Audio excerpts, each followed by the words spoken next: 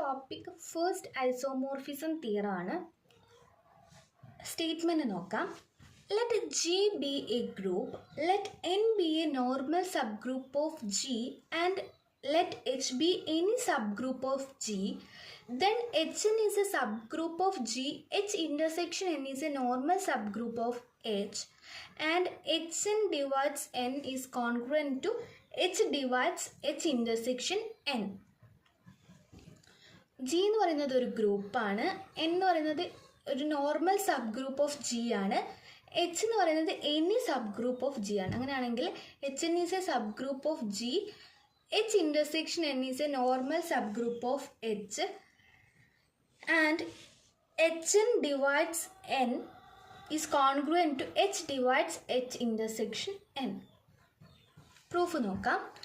നമുക്ക് സ്റ്റേറ്റ്മെൻറ്റ് പറഞ്ഞിട്ടുണ്ട്, let G be a group, let N be a normal subgroup of G, and let H be any subgroup of G. Then the factor group G divides N is a group under the multiplication of cosets. ഒരു function define ചെയ്യാണ്. Define phi from H to G divides N by phi of H എന്ന് പറയുന്നത് എന്താ, equal to small h into n for all small h belongs to capital H. Then phi is a restriction of the natural projection pi from G to G divides n, and hence phi is a group homomorphism. Phi in the group homomorphism. Since H is a subgroup of G and n is a normal subgroup of G, we get H belongs to H and small n belongs to capital N, which implies us H belongs to G and N inverse belongs to capital N, which implies us H n inverse into H inverse belongs to capital N, since N is a normal subgroup, which implies us H n inverse into H inverse whole inverse. ഇതിൻ്റെ whole inverse എടുക്കുമ്പോൾ നമുക്ക് എന്ത് കിട്ടും, H inverse n H which belongs to n by the reversal law of inverses. Hence Hn equal to set of all Hn such that small h belongs to capital H and small n belongs to capital N is a subgroup of G. ഇത് എവിടുന്നാണ് കിട്ടുന്നത്, preposition 3.14. നമുക്ക് നോക്കാം എന്താണ് preposition 3.14.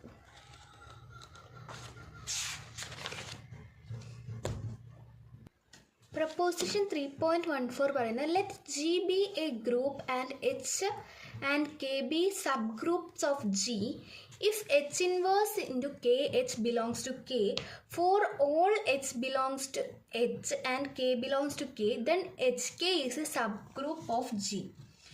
ഈ preposition വെച്ചിട്ട് നമുക്ക് ഈ റിസൾട്ട് കിട്ടും. Hn equal to set of all Hn such that H belongs to Hn, N belongs to N is a subgroup of G എന്ന് കിട്ടും. From the definition of phi we obtain kernel of phi equal to set of all H which belongs to capital H such that phi of H equal to E into N which is equal to N, which is equal to set of all small h belongs to capital H such that H into N equal to N, which is equal to set of all H which belongs to capital H such that H belongs to capital N, which is equal to H intersection N.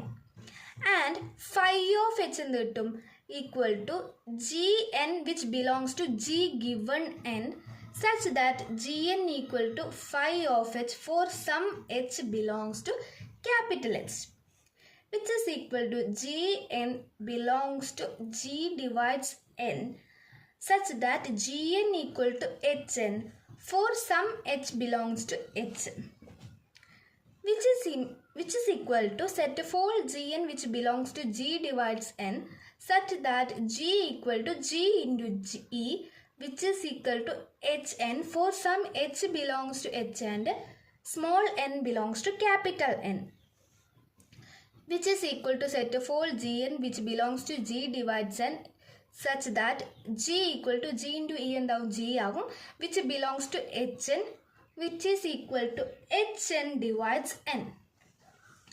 Then since phi from H to G divides N is a homomorphism, kernel of phi equal to H intersection N is a normal subgroup of H and hence of G. Also by the fundamental homomorphism theorem, we get fundamental homomorphism theorem and namukku kittum phi of H endarikkum congruent to H divides kernel of phi. That is Hn phi of H namukku kitti Hn divides N aanennu kitti, which is congruent to kernel of phi നമ്മൾ ഇവിടെ കണ്ടുവച്ചില്ലേ, kernel of phi equal to H intersection N. H divides H intersection congruent to H divides kernel of phi. അപ്പോൾ H divides kernel of phi എന്താ H intersection N ആണ്. So H divides H intersection of N.